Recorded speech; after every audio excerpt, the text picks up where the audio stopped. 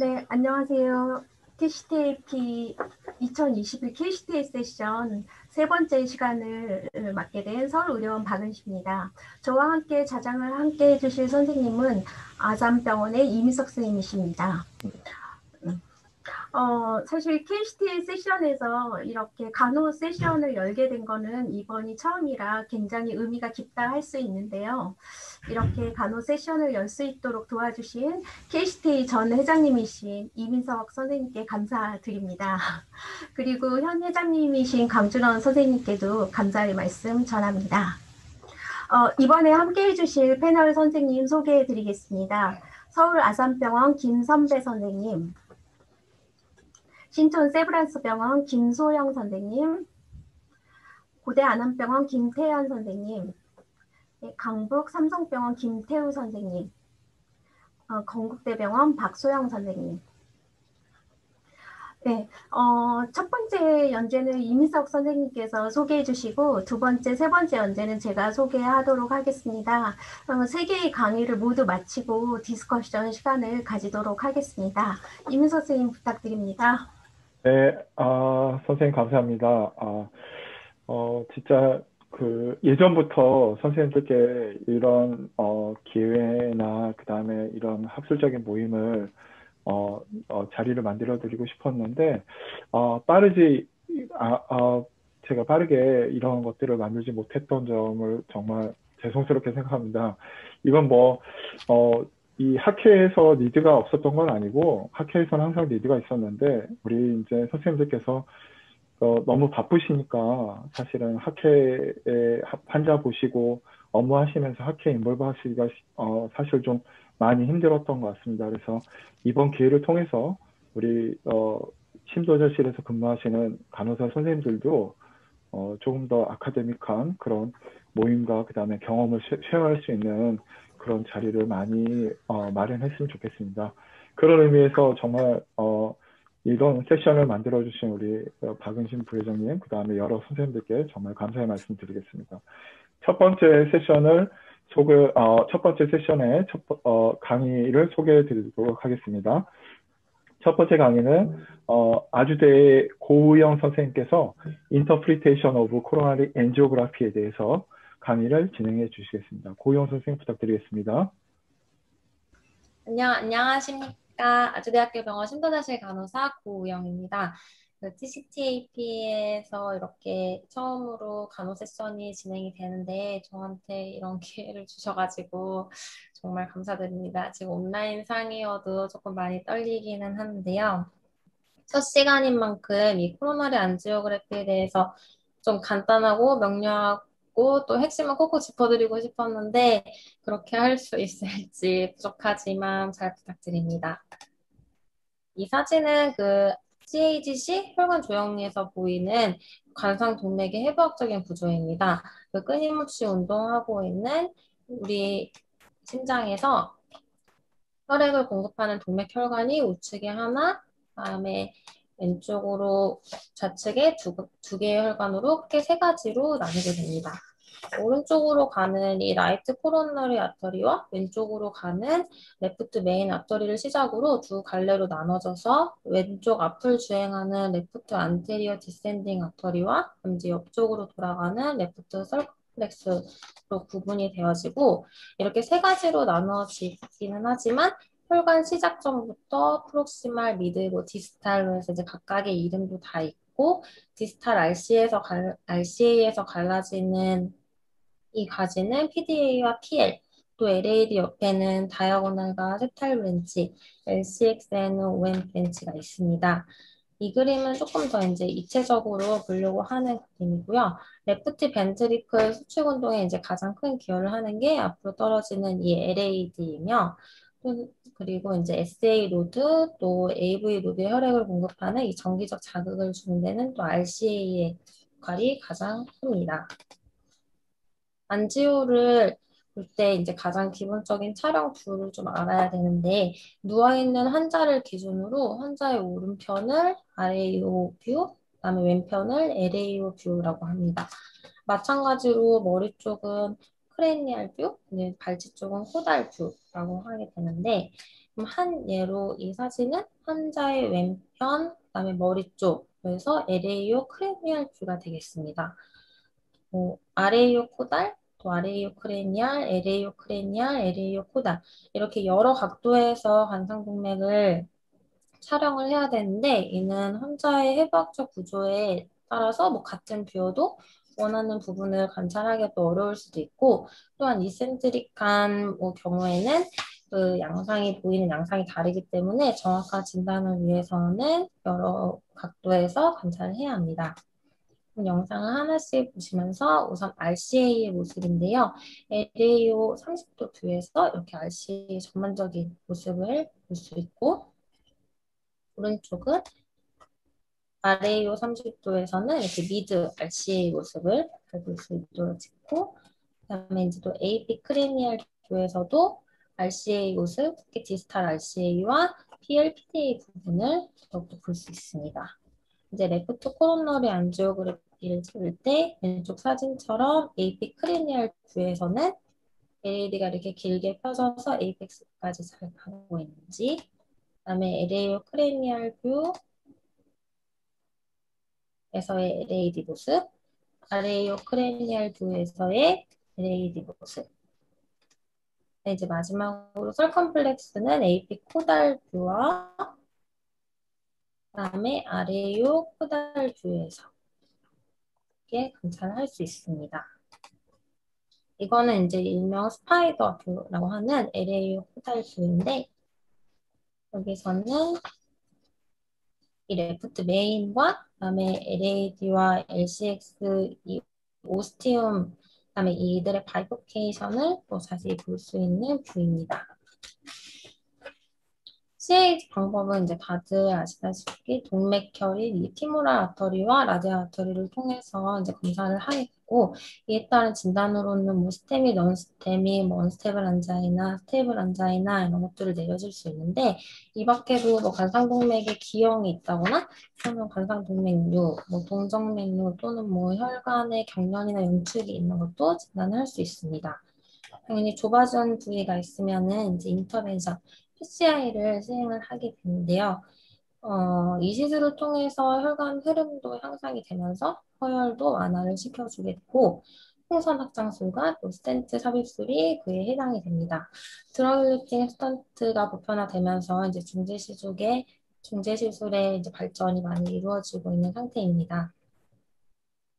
제가 인터벤션을 한 케이스를 하나를 가지고 왔고 최근 본원에서 시행한 PCI 케이스인데 이거를 좀 보면서 앞에서 봤던 거랑 같이 하나씩 좀 더 다시 되짚어 보도록 하겠습니다. 우선 환자는 남자 68세 남한이었고 특별한 과거력은 없는 환자였고 리스크 팩터 또한 에이지, 나이 외에는 아무것도 없었고 노인수막과 환자였습니다. 내원 2일 전부터 NRS 4점 정도의 흉통이 발생했으나 뭐 금세 호전이 되어서 그냥 있던 중에 내원 당일 비슷한 양상의 흉통으로 대신에 이제 강도가 조금 7, 8점 정도로 세지면서 병원으로 내원을 했고 EKG 상에서 V1, V3, ST 엘리베이션 소견이 보여서 스테미 진단 하에 이머전시로 PCI를 시행한 경우였습니다. EKG는 다음 강의에 파인딩이 있어서 짧게 넘어가겠습니다. 뭐 V1, 2, 3에서 ST 엘리베이션이 있는 이 안테리어리즈만 확인을 해보겠습니다. 환자는 RAO 코달뷰를 첫사수로 레프트 코로너리 안지오그래피를 확인했는데 LAD가 이렇게 토탈이 되는 것을 바로 볼 수 있었고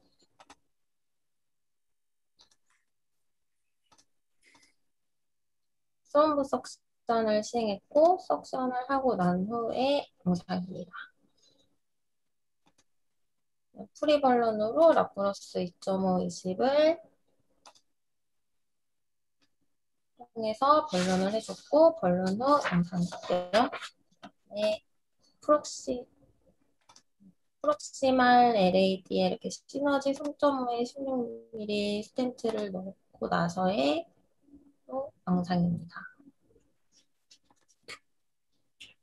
혈관 사이즈가 좀 차이가 나서 미드 LAD에는 시너지 3.0 20으로 두 개의 스텐트를 프록시말 가비드에 인설션을 하였고 포스트 발론으로 파워 라크로스 3.5 10mm까지 미드 LAD와 그 다음에 프록시말 LAD에 발론을 해주었습니다.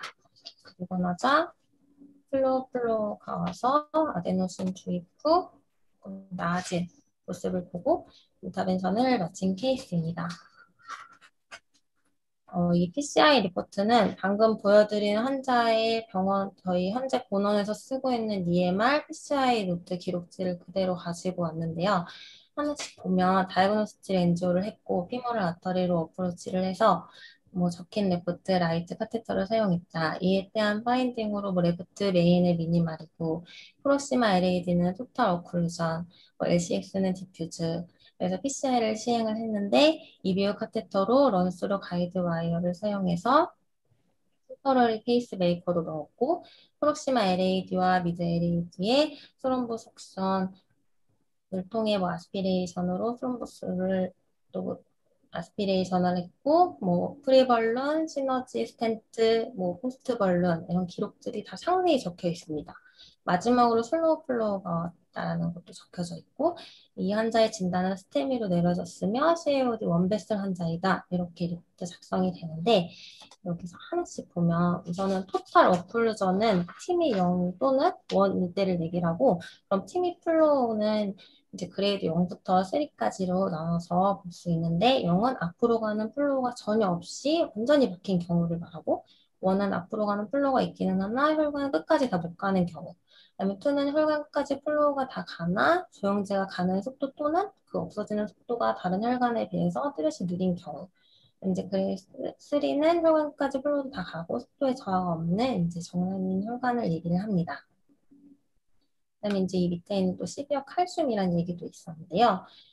칼슘 이 석회화 병변 같은 경우는 안주상에서 그 X선 투과율이 낮기 때문에 약간 하얗게 보이는데 그 조영제 사용 여부와 그다음에 심장의 움직임과의 관련성을 기준으로 이렇게 다음과 같이 4가지 단계로 그 구분을 할 수가 있습니다. 그러나 최근 그 경계가 조금 모호해서 넌이나 시비어만으로도 구분을 하는데요.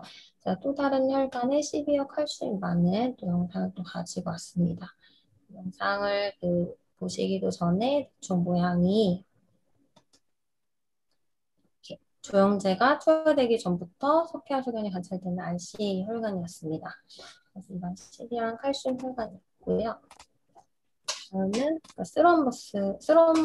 스롬보 석션을 시행했던 영상을 다시 좀 보시면 스롬보스는 이 안지오 영상에서 그 조영제의 이 필링 디텍트가 있을 때로 정의를 하는데 보시면은 이렇게 약간 하얗게 보이는 부분이 아직도 스롬보스가 있는 거고 혈관 내에 이 스롬보스가 있으면은 이제 루멘의 흐름 방해하기 때문에 조영제가 잘 차지 않습니다. 그래서 이렇게 그 결과물까지 나왔습니다.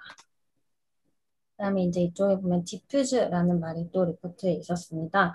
이것은 이제 레전을 랭스에 따라서 나눈 건데 방변은 시작점으로부터 종료 지점까지 10mm 기준으로 길이가 짧으면 디스크리트, 즉 포칼 리전이라고 하고 20mm 이상일 때는 디퓨즈한 롱 리전이라고 합니다. 그 사이 10에서 20일 때는 튜뷸라 리전이라고 합니다. 그다음에 이제 슬로우 플로우로 인해서 RCA로 그 아데노신 주고 이제 점차 좀 나아졌다라는 얘기가 있었는데요. 이제 포스트 PCI로 컴플리케이션으로 이제 노리플로우라는 현상이 발생을 할 수가 있습니다.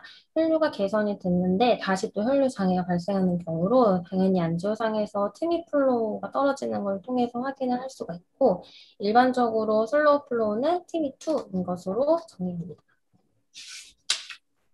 앞서 본 환자는 이제 프록시마 LAD와 미드 LAD의 스텐트를 이제 딱 2개 넣은 CAOD 원베슬 환자입니다. 이렇게 이제 베슬 디지즈에 따른 개수가 있는데 디지즈 베슬은 다이아메터 스테노시스가 이제 50% 이상인 경우로 크게 이 위에 있는 5가지 카테고리로 분류가 되고 디지즈 베슬로 카운팅을 하는 거는 병이 있는 혈관이 최소 직경 2mm 이상일 때 예를 들어서 RCA 병이 있고 또 PCI를 할 수 없는 1mm 정도다. 그럼 이거는 원베슬 디지즈입니다. 그리고 이제 레프트 메인에 병이 있으면 이는 이제 투베슬 디지즈에 해당이 돼서 RC 병이 있고 레프트 메인에 병이 있다. 그럼 이제 쓰리베슬 디지즈가 됩니다. 다음은 또 다른 이제 내전 컴플리케이션으로 또 흔히 볼 수 있는 거라서 제가 영상을 좀 담아봤습니다. 다이섹션이 된 영상인데요. 다이섹션은 이제 혈관이 박리된 것을 의미하는데 안지오상에서 이제 혈관의 안과 밖에 그 방사선 투과 공간이 있을 때로 정리를 한다고 하는데 이 영상에서도 이 두 개의 가이드 와이어 LAD와 다이아곤날 나가는 쪽에 이렇게 약간 하얗게 주황색 차지 않는 부분 이쪽이 이 다이섹션이 된 부분입니다. 마지막으로 편향성이라는 건데 이센트릭지는 이제 혈관의 병변이 형성이 되어가면서 어떤 방향으로 진행되었는지를 의미하는 것인데 병변이 재형성된 루멘의 축이 전체 혈관으로부터 50% 있는 경우를 콘센트릭하다라고 표현을 하고 병변의 축이 약 사이드로 끝쪽에서부터 25% 안쪽에 있을 때 있는 한쪽으로 치우친 경우를 이센트릭한 병변이라고 구분합니다. 그림같이 이렇게 단순하게 보이는데요. 이센트릭한 혈관을 보면 이렇게 레프트 메인이 이쪽에 있는 영상에서는 굉장히 좀 좁아 보이는 모습이지만 스파이더 뷰로 또 보면은 이런 혈관을 이센트릭한 혈관이라고 합니다. 네, 이상입니다. 경청해 주셔서 감사합니다. 네, 감사합니다. 고영 선생님. 강의 잘 들었습니다. 고영 선생님께 질문이나 디스커션은 새 강의가 다 끝난 뒤에 갖도록 하겠습니다. 두 번째 강의부터는 우리 박은신 선생님께서 진행을 해주시겠습니다. 박은신 선생님 진행 부탁드리겠습니다. 첫 발표인 만큼 많이 떨리지만 한번 잘 해보도록 하겠습니다. 코로나리 디지즈 타입에는 스테이블, 언스테이블, 바리언트 안자이나, 스테미, 넌스테미, 엠볼리즘이나 코로나리 다이세션 등과 같은 아더 카디아 디지즈로 분류할 수 있습니다. CAD를 진단하는 검사는 보시는 바와 같이 여러 가지가 있으나 그중에 EKG는 심장의 구조적 또는 생리적 이상 및 심근 경색을 감별하는 가장 중요한 검사입니다. 현재 사용되는 스탠다드 11리드 심전도는 팔, 다리 전극으로 심장의 정면을 나타내며 6개의 축 방향이 되는 사지 유도와 주로 왼가슴에 붙이는 전극으로 심장의 측면을 나타내는 흉부 유도를 합한 것입니다. EKG상의 리드는 심근의 특정 영역을 나타내기 때문에 영역별로 그룹지어 해석하고 관련된 코로나리 블러드 서플라이를 안다면 인절의 부위를 빨리 예상할 수 있습니다. 대표적으로 septal, lateral, anterior, inferior wall로 분류할 수 있습니다.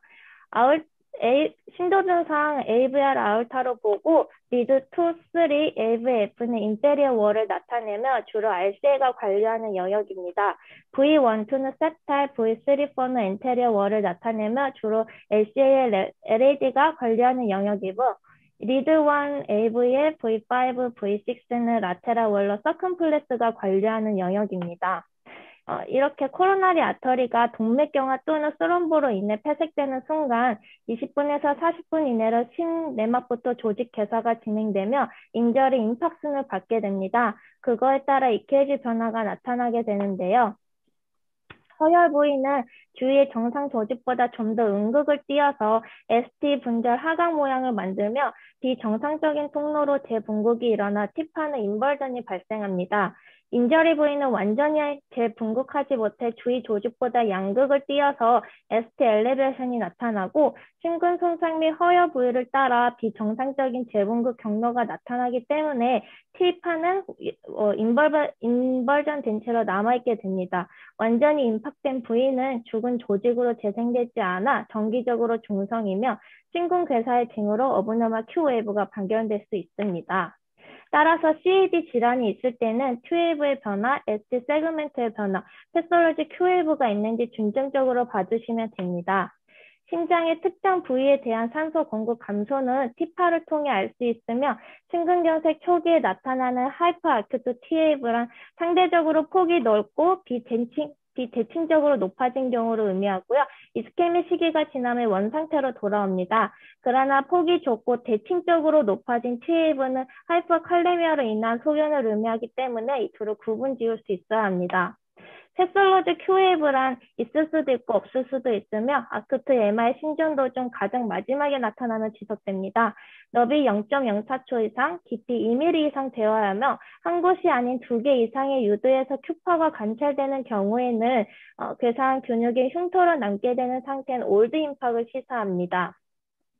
ST 세그먼트 기준으로 스테미와 넌스테미로 분류할 수 있는데요. 임팍으로 진행되는 동안 스테미는 ST 엘리베이션 사인 및 어피어런스 Q웨이브가 나타나며 넌스테미는 ST 디프레션 및 T웨이브 인버전이 지속됩니다. 스테미로 진단되기 위해서는 전 흉부 유도에서 2mm 이상, 사지 유도에서 1mm 이상의 ST 상승이 연속되는 2개 이상의 리드에서 나타나야 합니다. 첫 번째 심전도는 V1, 2, 3, 4 엔테리어 세팔 쪽으로 ST 엘리베이션을 보아 엔테리어 MR을 시사하며 엔지오 상에서도 미드 LAD 쪽으로 토탈 오클루전 된 것을 확인할 수 있었습니다. 두 번째로는 리드 2, 리드 3, AVF의 ST 엘리베이션을 보아 인페리어 월 MR을 시사하며 엔지오 상에서도 프록시마 RCA부터 토탈 오클루전 된 걸 확인할 수 있었습니다. EKG 변화는 시술하는 동안에도 디스탈 엠볼리즘, 리퍼프전 인저리, 이스케미 인저리, 아더 리전으로 로리플라나 아리드미아로 발생할 수 있습니다. 시술 중에 발생한 2가지 케이스를 발표하겠습니다. 첫 번째 케이스로 특이병력 없는 50대 남성 환자로 서든 온셋 체스트 페인으로 내원하신 분입니다. 리드 2, 리드 3, AVFA 엘리베이션으로 인페리어 월 MR을 의심할 수 있었고 엔지오 상에서도 프록시마 RCA부터 토탈 소견을 보였습니다. 와이어링 후에 스럼보 석션을 시행을 했고 플로우가 개통되면서 체스트 페인을 호소하여 몰핀 3mm를 투약했습니다. 리퍼프전 인저리로 브라디카디아가 발생할 아트로피 1F를 투약했으나 이펙트가 없었고 컴플리트 AV 블락으로 진행하여 환자 멘탈이 떨어지고 BP가 드롭되어 놀펜 16mm를 10마이크로 스타트했고 동시에 템포러리 페이스메이커를 인저션했습니다. 스텐트를 넣고 파이널 엔지오 상에서도 문제가 없었으나 EKG 체인지는 한 번 더 있었습니다. 아셀레이트 아이디오 벤트리큘러 리듬으로 가속 심실 고유 율동이라고 합니다. 하트레이트 100bpm 이하로 포스트 MRC에 발생할 수 있으며 자연적으로 सब사이드 되는 리듬입니다. 상기 환자도 1분 정도 경과가 지난 후 사이너스 리듬으로 리커버리 됐습니다. 두 번째 케이스로는 하이퍼텐전으로 메디케이션만 하시는 70대 남성 환자로 언덕을 오르던 중 어지럽고 구토 후 발생한 체스트 페인으로 내원하신 분입니다. 이니셜 AP SVR 리듬으로 EKG상 뚜렷한 ST 엘리베이션 사인은 안 보이나 부정면 소견 및 라테랄 리드 레시프로카 ST 디프레션 사인이 있어 RV 임팍을 확인하기 위해 리버스 EKG를 찍었습니다. 레시프로카 체인지란 MI 해당 리드에 ST 엘리베이션이 보이면 상대적으로 반대편 리드에서는 ST 디프레션이 나타난 걸 의미합니다. 대표적으로 라테랄 리드와 인페리어 리드가 서로 레시프로카한 관계에 있습니다. 리버스 EKG는 V1부터 6를 우측 가슴 쪽을 찍는 것으로 상기 환자는 그 결과 RV 임팍을 확인할 수 있었습니다. RCA 이스케미 인저리로 인한 브라디카디아로 템포라리 페이스메이커 인서션 후 VVI 모드 백업 BPM 40, 생칭 탑, 아웃풋 5로 세팅했습니다. 하지만 백업 페이싱이 테이프 하강에 들어가면서 R1T VT가 발생하고 샥 200줄 준 후에 본래 리듬으로 리커버리 됐습니다. 동시에 시스톨릭 40대까지 저하되어 레버 16mm 플루이드로 30마이크로까지 증량을 했고 BP 리커버리가 되지 않아 에피 0.5F를 투약했습니다. 관상대뇌 플로우가 재개통됨에 따라 시스톨릭 BP가 200대까지 치솟게 되었고 아리드미아 사인이 소실되고 셀프 비트를 회복해 사이너스 리듬으로 돌아온 케이스입니다. 스테이드로 인한 EKG 체인지는 인터벤션 후에도 발생할 수 있습니다. 상기 사항들을 중점적으로 환자를 케어하며 가장 중요한 것은 체스트 페인의 유무입니다. 서든리하게 페인이 발생하였다면 카디악 엔자임과 더불어 EKG 인터벌 체인지가 있는지 확인하고 카디오제닉 샥 대비를 해야 합니다. 포스트 PCR로 EKG 인터벌 체인지가 있었던 두 가지 사례를 들겠습니다. 첫 번째 케이스는 스테이블 안자이나로 메디케이션 하시는 60대 남성 환자로 17년도에 프록시마 LAD PCR 히스토리가 있는 분입니다. 노멀 EKG나 레스팅 페인이 지속되어 엔지오를 팔로우했으며 미드 RCA 쪽으로 토탈 레전을 확인할 수 있었고 미드 RCA 쪽으로 PCR을 시행했습니다. 하지만 PCI 1시간 경과 후 환자는 서든리하게 체스트 페인 및 NRS 5점 정도의 체스트 페인을 호소하고 스위팅 사인이 발생했습니다. 바이탈이 언스테이블 하진 않았으나 모니터상 리듬 체인지가 있어 EKG를 팔로우하고 오토를 어플라이했습니다. EKG 팔로우 결과 인테리어 월적으로 저명한 인터벌 체인지를 확인할 수 있었고 서브링과 NTG 1T를 투약했습니다. NTG 투약 5분 경과 후에 팔로우 EKG에서는 ST 엘리베이션이 다소 subside 되었고 엔지오 결과상 프록시마 LCA 쪽으로 스파즘이 확인되어 추가 PCI를 진행했습니다. 다음 케이스는 아큐트 MI로 3주 전에 디스타 RCA, 프록시마 디스타 LAD 쪽으로 PCI 하신 분으로 응급 CAG하기 3일 전부터 NRS 4점 정도의 양쪽 어깨 통증을 호소하였습니다. 당시 피버 사인이 있고 머슬 페인 양상처럼 호소하여 페인 컨트롤만 했으나 응급 CAG 당일 새벽부터는 가슴 답답감 및 레프트 안쪽으로 방사통을 호소하여 EKG를 팔로우했습니다. 엔테리어 septal 월쪽으로 ST 엘리베이션 확인 및 CKMB가 4.32에서 15.8로 상승이 동반되어 응급 CAG를 결정하게 됐습니다. NGO상 디스타 RCA, 미드 LAD PC한 부위에 스텐 스럼보스로 인한 토탈 오클루전을 확인할 수 있었습니다. 시술 시작 시 EKG고요. 퍼스트 LAD 발론 후에 ST 엘리베이션이 심화되었습니다. 당시 BP 드롭이 지속되어 도파 400ml 플루이드를 10마이크로 스타트하고 세츄레이션 저하 및 멘탈이 쳐져서 인투베이션을 준비했습니다. 점차적으로 하트레이트가 느려지면서 어레스트가 발생해 CPR 14분 시행하고 제노 아터리 에크모를 인저션 했습니다.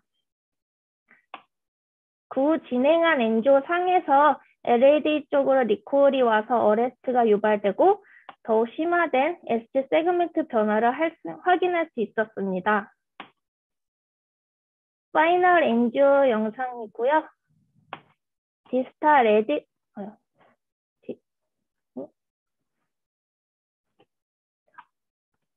디스타 LAD 플로우가 팀이 3까지 되진 않았지만 ST 엘리베이션이 다소 subside 것을 확인하고 시술을 종료했습니다. 3주 정도 ICU에서 에크모 케어 후에 환자는 퇴원하신 케이스입니다. 이처럼 EKG는 의학적 응급 상황의 스테미 진단에 주된 역할을 하기 때문에 프리컨디션 EKG를 판독해 얼리 인터벤션을 준비하는 것이 중요합니다. 하지만 간호사로서 시술하는 동안 또는 포스트 케어로 EKG 변화를 수시로 확인하여 즉각적인 대처를 하는 것 또한 중요한 간호 업무라고 생각합니다. 경청해 주셔서 감사합니다.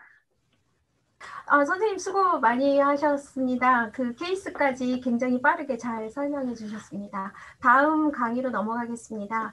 강북 삼성병원 김태우 선생님께서 파마코테라피 in AAA 페이션트 메커니즘 오브 액션에 대해서 발표해 주시겠습니다. 선생님 부탁드립니다. 안녕하세요. 강북 삼성병원 심장센터 김태호 간호사입니다. 트리플A 환자에게서 양리학적 메커니즘에 대해서 발표하겠습니다. 어브도멘 아orta 애니즘은 비교적 흔한 질병이지만 합병증 발생 시 매우 치명적이며 크기에 따라 임상적 주의가 요하나 적절한 치료 관리 방법에 논란이 있어 이 연재를 통해서 살펴보고자 합니다. 마지막으로 조용실 현장에서 사용하는 직접적인 메디케이션이 아닌 혈관에 작용하는 다양한 약물의 메커니즘에 대해서 알아보겠습니다. 진행 순서입니다. 우선 첫 번째로 리페어에 대한 고찰입니다. 우선 기본적으로 알고 계시는 대동맥 해부 그림입니다. 다이아프람을 기준으로 소라식 아울타, 어브도멘 아울타로 나누면서 레날 아테리, 커먼 일리악 아테리 등으로 구역을 정리하기도 합니다.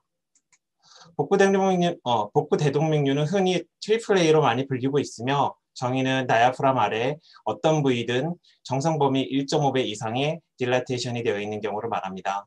보통 정상 크기는 1.4cm에서 3cm 정도로 알려져 있으며 레날 아테리 아래쪽 대부분에 발생한다고 알려져 있습니다. 클래시피케이션으로 나누면 첫 번째 다이아프람 밑까지 생긴 경우를 스프라레날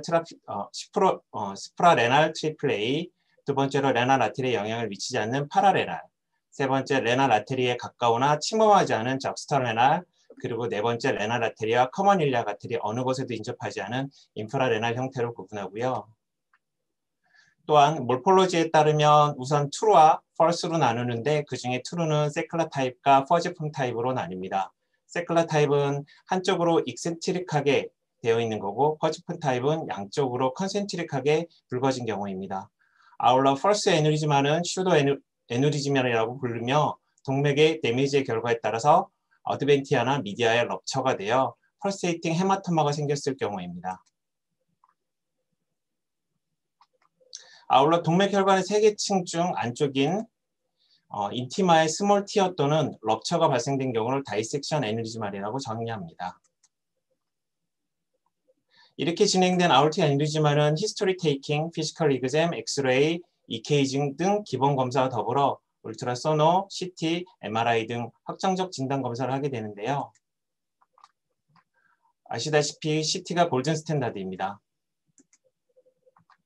이런 환자들은 흡연, 고혈압이나 혹은 다른 위험 요인을 스크리닝하게 되고 치료 방향을 결정하게 되는데 자연 경과에 따른 럽처의 속도도 고려가 됩니다. 3.9cm까지는 매년 1.9mm부터 시작하여 사이즈별로 2에서 3.5mm까지 자연 증가분이 발생하는데요.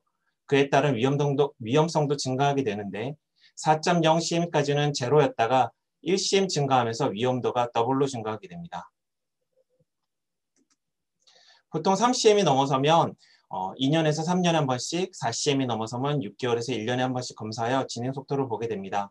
보통 시술 기준인 50.5cm을 두는 이유는 5.5cm 미만인 경우 럽처 리스크가 1에서 5% 미만이지만 이후에는 기하급수적으로 위험도가 상승하여 5.5cm이 넘어서게 되면 시술을 고려하게 됩니다. 그럼 럽처 환자가 왔을 때는 어떻게 할까요? 럽처는 치료하지 않으면 100% 사망에 이를 수 있는 질병입니다. 갑작스럽게 심한 어브도멘 페인을 호소하거나 등 또는 피머럴 쪽에 방사통을 호소하는 경우, 갑작스럽게 샥이 빠진 경우나 어큐트 팬크라이티스 소견을 보이는 경우, 무증상인 경우 5.5cm 이상의 크기, 동맥류가 빨리 증가하는 경우, 하지혈관 증상과 동반되는 경우 리페어의 인디케이션이 됩니다. 보통 크게 에바와 오픈 리페어로 나눌 수 있는데 에바와 오픈 간의 데이터를 보면 수술 사망률이나 시술 사망률 간의 큰 차이가 보이지 않는 것으로 알려져 있고요. 2019년에 나온 5년 생존율 또한 다음과 같은 차이를 보이고 있습니다. 2004년에서 2012년까지는 수술이나 성적이 시술에 비해 월등하게 우수했지만 테크닉의 발전에 따라서 2013년도부터 18년도까지는 에바에 대한 성적 시술이 더 우수함을 보여주고 있습니다. 최근 데이터에서도 에바가 더 좋은 것으로 알려져 있는데요. 2004년에서 12년까지 오픈 리페어가 에바에 비해서 1년 서바이벌 레이트이 조금 더 좋았다고 하면 레트로스펙티브한 연구를 통해서는 6.5cm이 넘어서는 라지 트리플레이에 대한 치료 효과는 대동소이한 것으로 확인되어 있고 컴플리케이션 없이 서바이벌 레이트도 크게 차이가 없는 것으로 나옵니다. 그럼 지금까지는 전형적으로 트리플레이 정의 및 발병 기전, 수술적 치료와 시술적 치료 예후를 살펴봤습니다. 이제부터는 근본적인 접근 방식이 아닌 또 다른 접근 방법으로 기재된 논문을 바탕으로 매니지먼트를 해보려 합니다.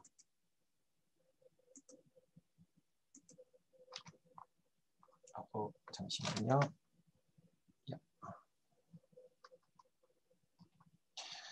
1919년도 AH 저널 서큘레이션 리서치에 기재된 논문에 따르면 어브도멘 아orta 애니즘에 대한 또 다른 분류 체계를 제안하는데요. 그 중에 한 가지로 의료 치료에 관한 관점에서 원인을 기준으로 삼는 1차, 2차 동맥류입니다. 1차 동맥류는 혈관벽 기질의 결함에 따라 관련되어 있고 말판 증후군의 피브릴린 결핍, 엘러스 다노스 증후군의 콜라겐 결핍, 그리고 바이커스피드 밸브와 관련된 동맥류에 알려지지 않은 결함 등입니다. 2차 동맥류는 1차성 염증성 상해와 광범위한 회복 주기, 그에 따른 병리학적 혈관벽 리모델링과 관련된 분류입니다. 감염이 있고요. 면역질환, 퇴행성 질환 등입니다.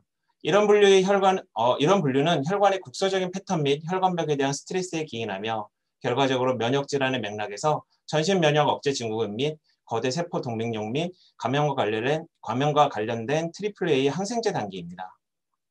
조금 어려운 챕터로 넘어가자면 병약적 기준으로 살펴보면 첫 번째로 유전적 소인, 나이, 흡연, 성별, 동맥경화 정도, 혈액학적 긴장도 등의 여러 원인을 통해 백혈구가 아orta 미디아에 모이게 되고 염증 매개 물질이 전 단계가 형성이 되고 이후 염증 중화시키는 과정이 발생하는데요.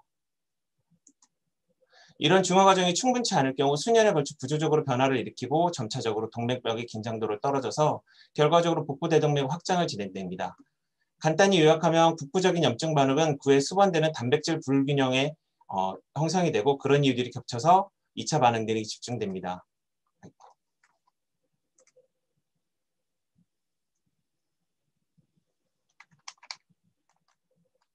첫 번째로 혈액학적 긴장도를 낮추는 메디케이션으로 베타블로커입니다. 베타블로커는 교감신경 말단에서 분비되는 노르에피네인과 에피네프린이 작용하는 베타 수용체를 차단하는 약물입니다.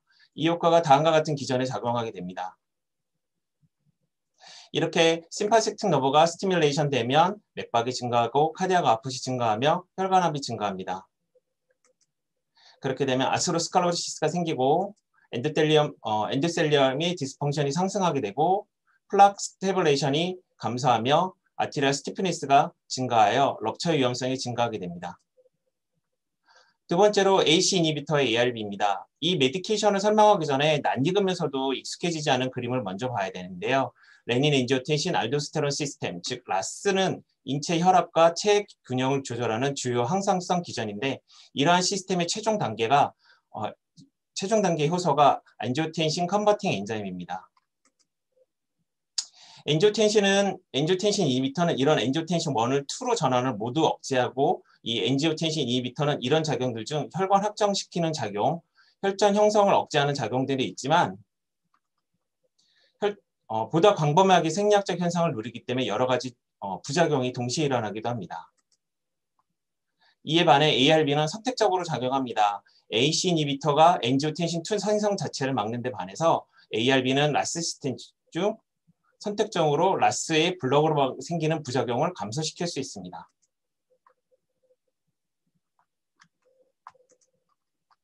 세 번째로 스타틴은 지질 저하뿐만 아니라 죽상동맥 경화증 진행을 예방하고 심혈관 질환 환자의 부작용 위험을 줄이기에 널리 사용되는 골든 스탠다드인데요. 항염작용과 같은 효과가 있으며 플라크를 안정화하고 혈청 지질 수준을 제어하는 능력이 있습니다. 여러 연구에서 높은 토탈 콜레스테롤이 트리플A 위험을 감소시키는 하나의 요인이라고 제안되고 있습니다.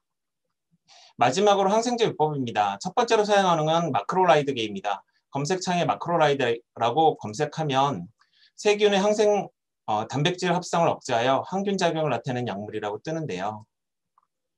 감염은 트리플A 원인 요소 중 하나로 간주되므로 특정 유형의 항생제가 트리플A에 대한 잠재적인 치료법으로 제안되는 것입니다.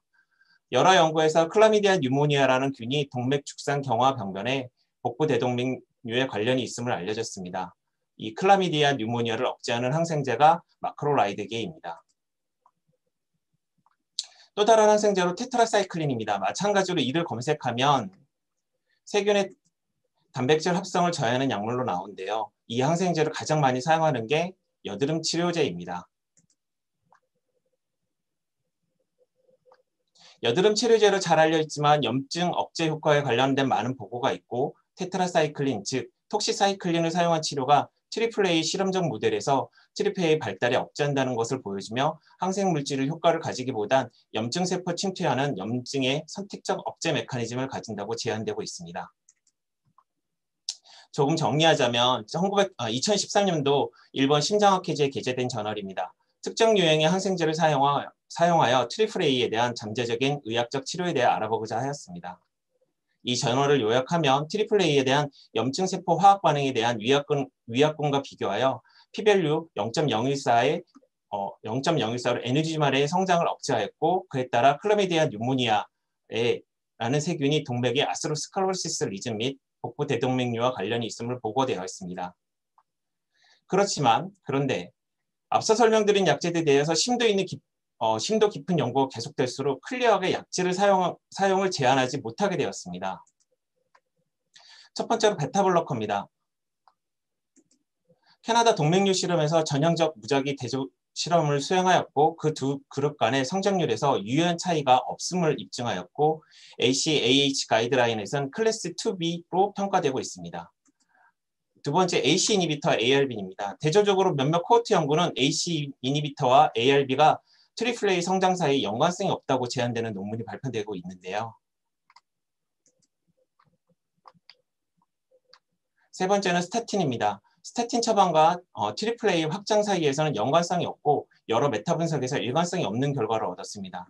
스타틴은 트리플레이 의학적 치료에 대한 유망한 약물 중에 하나일 것으로 예상되지만 그 유익한 효과의 증거를 확립하기 위해서는 추가 연구가 여전히 필요하다고 계속 지속적으로 보고되고 있습니다. 네 번째는 항생제입니다. 아리스로마이신을 사용한 대규모 무작위 임상 연구를 시행하였으나 트리플레이 확장에 대한 유익한 효과를 보여주지 못했고 이러한 불일치 연구의 발표가 됨에 따라서 트리플레이 확장에 대한 관련된 양리학적 메커니즘을 명확하지 않으므로 추가 조사가 필요하다고 제안되고 있습니다. 결과입니다. 최종적으로 정리하면 우리 치료제는 최대한 안정적으로 사용하려면 클래스 1을 추구해야 됩니다. 2014년도에 나온 리뷰 저널과 AHA 가이드라인에 따르면 베타블로커는 프로프라놀은 항생제의 성장을 억제하지 못하고 항생제와 스타틴은 트리플레이 성장을 억제하지만 클래스 2B, 2A로 추천되고 있고 AC 이니비터는 클래스 2B로 분류되고 있습니다. 또 다른 SVS 가이드라인에 따르면 스타틴을 비롯하여 여러 약제가 모두 에비던스가 낮고 레코멘데이션 정도도 약하다고 보고되고 있습니다. 이전까지만 하더라도 명확한 억제제 및 치료제가 밝혀지지 않았던 거죠. 따라서 현재까지도 스터디 및 트라이얼이 지속되고 있고 다양한 군의 약물들이 트리플레이 매니지먼트에 트라이얼되고 있습니다. 이를 토대로 추정해 본다면 아직까지 증명된 트리플레이 딜라테이션에 대해 억제할 수 있는 명확한 약물은 없는 실정입니다. 단순히 병리학적 기준을 보자면 설명드린 대로 리스크 리덕션을 해줄 수 있는 방안만이 유일한 방법으로 알려져 있으며 추후 다양한 연구 및 약제 개발을 통해 수술과 시술에 국한된 치료가 아닌 약제를 관리를 통한 케어가 될 수 있기를 바랍니다. 긴 시간 발표 들어주셔서 감사드립니다. 도움을 주신 두 교수님께도 감사드립니다. 발표 마치겠습니다. 네, 선생님 수고하셨습니다. 결론적으로 얘기하면은 약물이 유의하게 효과가 없다고 말씀해 주신 것 같은데요. 이제 좀 약간 시술할 단계에는 이제 에바가 좀 효과적일 것 같군요. 메디케이션의 기전에 대해서 아주 잘 설명해 주셨는데요. 우선 김태우 선생님께 패널 선생님께서 코멘트나 질문해 주시면 좋겠습니다. 김태현 선생님 발표 잘 들었습니다. 저는 되게 선생님 발표를 듣고 깜짝 놀랐던 게 우리가 보는 트리플 A의 어떤 기전이 코로나리 아테리에서 생기는 어떤 퍼지티브 리모델링이랑 굉장히 비슷하구나라는 느낌을 받았어요. 그래서 이제 그러니까 엔도셀리어리제이션이 되면서 인플라메이션이 되고 뭐 리피드 같은 게 쌓이면서 인플라메이션 되고 이런 것 과정들이 되게 비슷해서 저희가 사실은 코로나 환자들한테 루틴하게 쓰는 약물들이 있잖아요. 그런 약물들을 또 선생님께서 트리플 A에 연관해서 설명을 해주셨는데 아직까지 에비던스가 없긴 하지만 그래도 연구가 좀 진행되고 그 다음에 대상에서 조금 더 세밀하게 분석이 들어간다면 뭐 앞으로는 어떻습니까, 선생님? 어떤 약물들이 앞으로는 조금 이런 트리플 A 쪽에서 어떤 예방이나 이런 쪽으로 좀 도움을 받을 수 있을 것이라고 생각되십니까? 선생님 개인적인 생각을 한번 여쭤보고 싶어서 말씀드립니다. 네, 저도 이걸 주제로 발표를 준비하면서 처음에는 뭔가 도움을 받고 기전에 대해서 공부를 하면 약을 조금 더 클리어하게 쓸 수 있을 거라고 생각했는데 계속 논문을 읽어가면 갈수록 최근 데이터는 오히려 더 클리어하지 못한 상황으로 빠지게 됩니다. 어쩌면 이게 사람이 사람을 치료함에 있어서 더 정확해지려고 하는 요점의 하나일 것을 저는 긍정적으로 받아들인데요. 아까 전에 말씀드린 것처럼 저희들이 약물을 쓸 때는 클래스 1을 기준으로 쓰기를 하는데 정 안 될 땐 클래스 2, A, B로 단계를 조금 낮춰가면서 제한이 됩니다. 마찬가지로 이 말씀드린 약들을 전혀 쓰지 말라는 얘기가 아니라 이런 것들이 명확하게 클리어되지 않았으니까 이것만 믿고 그 약들에 대해서 트리플 A가 관리될 거라고 생각하지 말아달라는 그런 메시지 아닐까 싶고요. 현재는 코로나가 됐든 여러 가지 증상이 됐든 모든 것들이 다 염증성 질환에 관련된 것들이라고 자꾸 밝혀지고 있습니다. 그래서 염증을 얼마만큼 몸속에서 케어하느냐에 따라서 암이든 코로나리 진단이든 여러 가지 병들이 조금 더 깨끗해질 것 같은데 그 염증의 메커니즘이 아까 전에 말씀드린 것처럼 밝혀진 그 도표 하나 갖고도 충분히 설명되지 못할 정도로 많은 여러 가지 요인들이 있거든요. 그렇기 때문에 그거를 더 지금 나온 약제들을 더 클리어하게 가져가는 것들이 인류가 앞으로 해야 될 거고 의학이 앞으로 발전돼야 될 방향이고 바람직한 방향이라고 저는 생각합니다. 감사합니다. 혹시 다른 패널 선생님 질문 없으신가요? 그러면 첫 번째 강의하신 고희영 선생님으로 넘어가도록 하겠습니다. 고희영 선생님 강의에 대해서 질문이나 코멘트 주시기 바랍니다. 네네. 지금 고희영 선생님께서 발표해 주신 거에 대해서 저는 일단은 심도다실 근무 간호사의 경우에 보통 이제 시술상 세팅 치우고 디바이스 오픈하고 간호 기록하고 처방 처치 투약하고 그런 프로세스를 먼저 이렇게 배우기 나름인데 요번에 강의 통해서 PCR 리포트를 시술 기록지를 그렇게 판독할 수 있게 해석하는 그런 방면을 보여주셔서 티미 플로우 그레이드별이라든지 리전 클래시피케이션이라든지 그런 리전 디스크립션 다 시술 전반적인 PCR 리포트를 좀 요약해서 잘 설명해 주셔서 심도다실 근무자로서는 되게 도움이 많이 되었을 것 같아요. 네네. 그래서 좋은 강의 좋았다고 말씀드리고 싶었습니다. 네. 네네. 감사합니다. 저 김소영 선생님한테 질문 하나 드리고 싶은데요. 요게 신촌 세브란스 병원에서는 이제 리포트 간호사가 따로 계시다고 들었어요. 그래서 엔지오 하는 동안 리포트 계속 작성하신다고 하더라고요. 맞죠? 네. 그래서 혹시 이제 신촌에서 보고서 작성할 때 어떤 팁 같은 거 있으면 말씀해 주시면 도움이 될 것 같습니다. 안녕하세요. 신촌 세브란스 병원 김소영 간호사입니다. 박은심 선생님께서 말씀해 주셨다시피 신촌에서는 이제 간호사들이 코로너리 엔지오그래피 그림을 이제 그리는 거를 하면서 이제 디스크립션을 의사 선생님들하고 같이 이제 하고 있는데 저희들은 일단은 기본적으로 아까 보여주셨던 그런 내용들이 디스크립션을 할 때 다 들어가고 있고요. 아까도 보여주셨던 고영 선생님께서 보여주셨던 티미 그레이드나 컨센트릭, 이센트릭 이런 기준 같은 것들에 대한 것들 아산병원에서 나왔던 다이아그노스틱 책자가 있어요.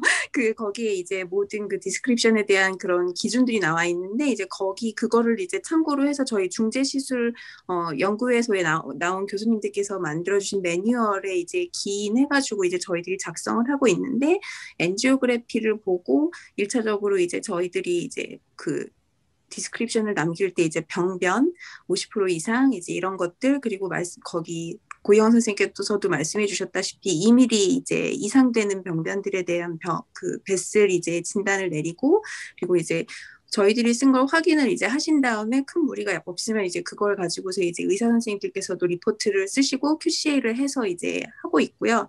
그래서 간호 기록하고 그림하고 이제 이런 저희도 처방하고 물건 이런 거 다 이제 저희 간호사들이 이제 하고 있는데 그래서 신촌 같은 경우는 이제 그 일렉티브하게 돌아가는 케이스는 간호기록과 노티를 주로 담당하고 있는 간호사 선생님들이 밖에서 이제 그 교수님들하고 의사소통을 하면서 일을 하고 있고, 그리고 그 검사실 안쪽에서는 이제 물건을 나오는 것들 처방과 그리고 디스크립션 그 그림을 이제 그리고 하는 것들에 대한 것들이 나오는데요. 나중에 이제 기회가 되면 저희 신촌에서 하는 그 EMR의 NGO 서식에 대한 내용들을 그 한번 보여드릴 수 있으면 네, 도움이 좀 되시지 않을까 싶습니다. 아산에서도 간호사 선생님들께서 이제 프로시저에 대해서 굉장히 자세하게 그 분 단위로 그 기록을 같이 남기신다고 알고 있어요, 이민석 선생님. 그래서 아산에서도 이제 어떻게 하는지 그런 서식 같은 내용들도 이제 각 캣방에서 이제 어떻게 하고 있는지 한번 공유를 하면 조금 더 이렇게 그 뭐라고 그래야 되죠? 그 이렇게 서식을 조금 더 이렇게 같이 쓸 수 있는 그런 것들도 좀 생각해 보면 좀 도움이 되지 않을까 하는 생각이 듭니다. 네, 저도 비슷한 생각입니다. 우리 선생님들께서 사실 의무 기록이라는 게 아직 스탠다드가 없잖아요. 그래서 그런 특히나 리저널 디스크립션 하는 폼이 아직 좀 스탠다드 돼 있는지 않은 것 같아요. 그래서 저희 병원이나 아니면 다른 병원들, 저희 병원도 사실 그런 그 리저널 디스크립션 하는 그런 폼을 저희가 개발한 건 아니고요. 그 미국에 있는 CRF에서 그 우리 리전 디스크립션을 이렇게 다 포메이션을 해놨어요. 그 스탠다디제이션을 해놨는데 그걸 저희가 이제 도입을 해서 저희 나름대로 또 이렇게 캐릭터라이제이션을 해놓은 거거든요. 그래서 아마 여러 선생님들이 조금 더 이렇게 선생님들끼리 조금 이렇게 자주 이런 모임을 통해서 그런 것들을 조금 공유하고 같이 좀 스탠다드 폼을 만드신다면 그것도 또 우리 K시대 간호사 선생님들의 또 다른 업적으로 남지 않을까 하는 생각입니다. 네, 좋은 의견 감사합니다. 네, 그렇게 한번 진행해 보면 좋을 것 같습니다. 네. 저 그 리포트 작성에서 그 궁금한 거 하나 있는데요. 이제 네네. 그 타입 A, B, C로 나누잖아요. 네네. 이럴 때 이제 타입 C 타입 C 기록하시나요? 타입에 대해서는? 저희 그 심사평가원에서 네네. 이제 그 스텐트의 인디케이션으로 이제 들어가는 내용 중에 그 다이섹션이 이제 타입 C 이상이 이제 있을 경우 네. 그 이제 그리고 D 이상인 경우에는 플로우의 리미테이션이 훨씬 더 많이 생기기 때문에 이제 그런 경우들에 대한 심평원의 그런 인정 기준이 이제 있잖아요. 그렇기 때문에 번론을 이제 했는데 레지듀얼이 거의 없어졌다. 그러니까 레지듀얼이 거의 없는 채로 혈관이 많이 벌어져서 이제 스텐트가 굳이 안 들어가도 되는 혈관에 이제 스텐트를 왜 넣느냐라는 것들에 대한 것들이 몇 년 전까지는 있었어요. 그래서 그런 경우에는 다이섹이 이제 있을 경우에 그 다이섹을 멘션을 주는 경우가 많았는데 이제 스텐트가 좀 더 굉장히 많이 이제 확장이 되면서 이제 그런 내용에 대한 건 확실히 줄기는 했거든요. 근데 이제 그래도 이제 스텐트를 튜블러여서 하나를 넣었는데 이제 엣지 다이섹션이 타입 C 이상 너무 심하게 생겼을 경우는 이제 그 밑에 들어가는 스텐트들에 대한 기준이 되게 하기 위해서 그런 경우는 이제 그 디스크립션을 확실하게 남겨주는 편이고요. 보통 B 이하나 이제 이런 경우는 잘 쓰지는 않습니다. 네, 감사합니다. 다음 강의. 네. 김선배 선생님, 저희 병원은 어때요? 저희 병원 그 엣지 다이섹션 생겨서 스텐트 추가로 들어가게 되면 그런 에디셔널 스텐트에 대해서 선생님께서 특별히 삭감을 예방하기 위해서 네. 잘 기록하는 그런 포인트가 있나요? 네, 이제 검사 시술하는 도중에 간호사가 이제 의무 기록을 이제 대변할 수는 없지만 이제 그 상황을 가능하면 나레이션에서 적는 편이고요. 또 이제 의사가 그림에 잘 그려주면서 코멘트를 남겨서 무슨 뭐 삭감이 되지 않도록 이벤트를 충분히 설명할 수 있는 그런 증거를 남기기 위해서 가능하면은 그때 뭐 상황을 기술하도록 하고 있습니다. 그리고 선생님께서 계속 앞에서 얘기해 주신 대로 저희도 케이스 레피지트를 이제 방간호사가 다 작성을 하고 있어요.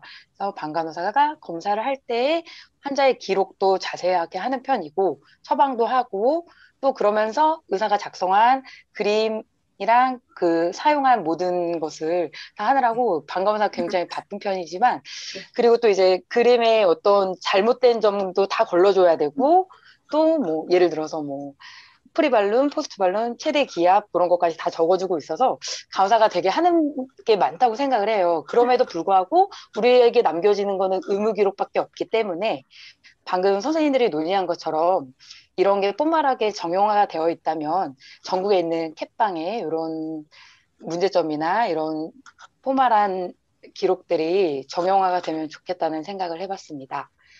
고희영 선생님 발표 굉장히 잘 들었고요. 캣방에 오는 신규 간호사님들이 방사선 선생님들께 이미지를 배우지만 또 간호사로서 이렇게 배우기에도 좋았던 강의였던 것 같습니다. 네, 감사합니다. 네, 그리고 저희 시간이 좀 다 돼가서 두 번째 연자신 김수진 선생님의 ECG 체인지 강의에 대해서 질문이나 코멘트 있으시면 주시기 바랍니다. 네, 김수진 선생님 오늘 발표 처음 들었는데 너무 잘 들었어요. 제가 그 캣방에서 나름 이벤트에 강하다고 생각을 했는데 제가 이렇게 환자에게 나타날 수 있는 이벤트를 굵직하게 다 크게 설명을 해주신 것 같습니다. 특히 그 리퍼퓨전이 됐을 때 AIVR 리듬이 생기는 거는 뭐 저도 이제 그 상황을 처음 봤을 때 이거 환자한테 무슨 일이 생겼나 했는데 이게 리퍼퓨전이 잘 됐다는 신호이고 또 이제 다른 간호사들에게도 알려줄 수 있었고 또 첫 번째, 두 번째 케이스 다 좋았는데 두 번째에서도 그 우리가 RV 임팍을 EKG를 통해서 알 수 있고 또 리버스 EKG를 찍으면서 그 상황을 미리 예측해 볼 수 있다는 게 굉장히 케이스 두 케이스 아주 잘 들었고요. 다른 간호사님들에게도 큰 도움이 되었을 것 같습니다. 네, 그 시간이 거의 다 돼서 질문 없으신가요? 네.